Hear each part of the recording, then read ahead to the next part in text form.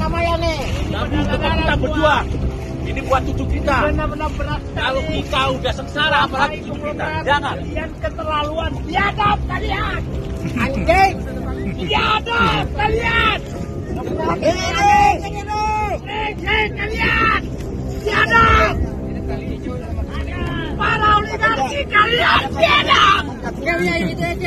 Kalian zolim. Merampok negara, menyiksa rakyat. Macam itu teman sekalian. Kalau kita kembalikan kepada omongan Pak Muzamil, apa yang terjadi dengan penjualan aset kita? Tanah air dihudani, ya, susunya diperkes karo wong luar negeri, ya toh, pokoknya bokongnya dipenek-penek karo wong luar negeri. Jadi jeneng tanah air itu ibu kita, ibu pertiwi yang sudah ditelanjangi, sudah dihabisin dan sudah direncanakan diperkosa tahun ini, tahun depan dan seterusnya.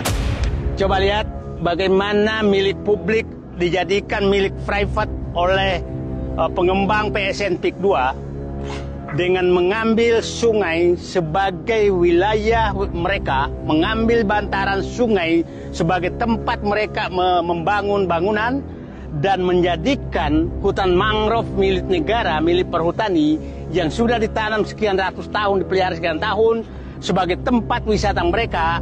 Dan karena di gambar mereka ini nilai rencana adalah dibangun jembatan ke sini, ke seberang sini, padahal ini milik negara. Sementara dia tidak membangun apa-apa dan dia akan menikmati semua itu, keuntungan itu adalah untuk mereka.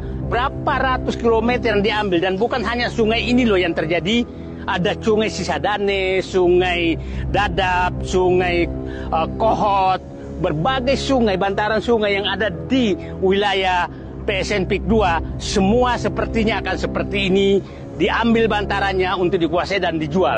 Sebenarnya kita sudah pernah diingatkan oleh Cak Nun bahwa sudah ada 37 wilayah di negeri ini yang sudah dikafling-kafling.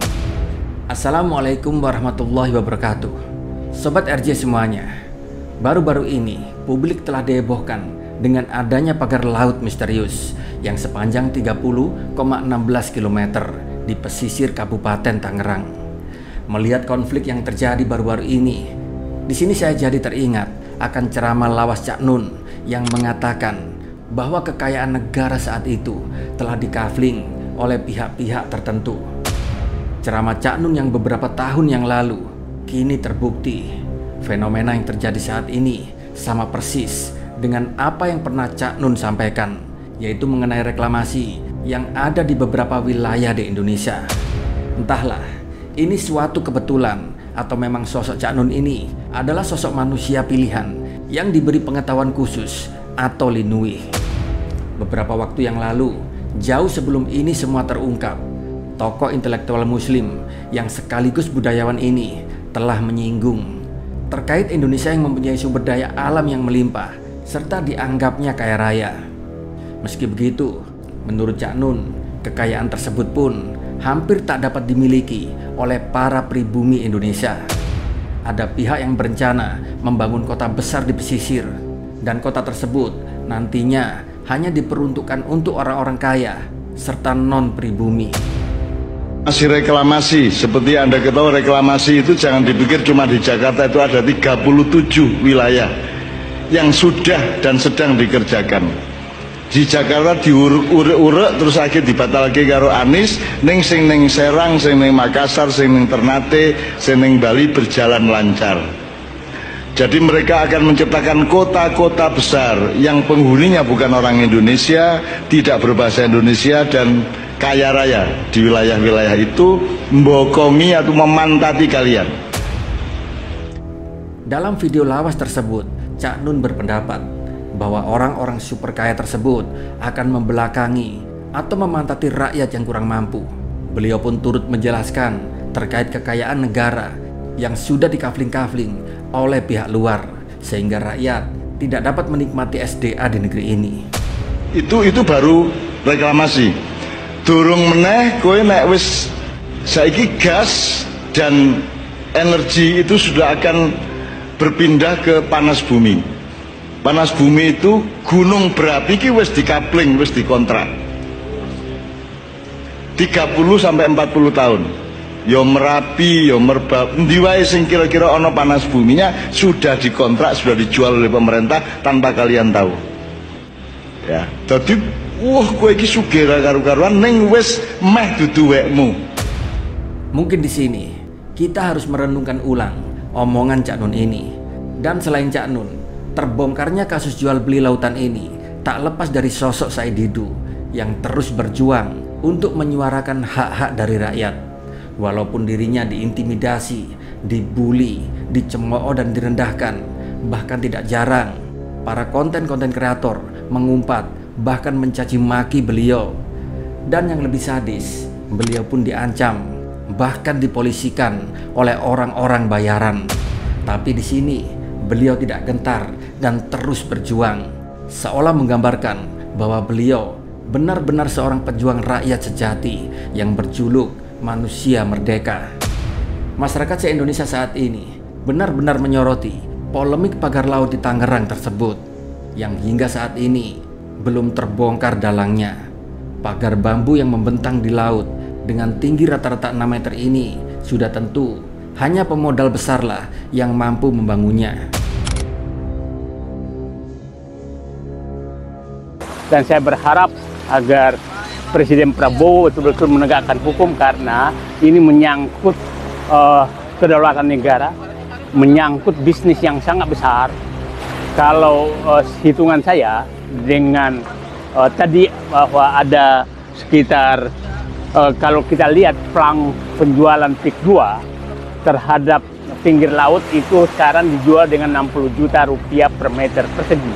Artinya kalau 1 hektar lahan yang diambil dari laut ini, maka dia bisa menjual per hektar itu 600 miliar rupiah. Anda bisa bayangkan kalau dia mengambil laut, rencana mengambil laut 1.500 hektar, Anda bisa bayangkan berarti ada sekitar 900 triliun, mendekati 1.000 triliun nilai daripada laut yang rencana mereka ambil alih.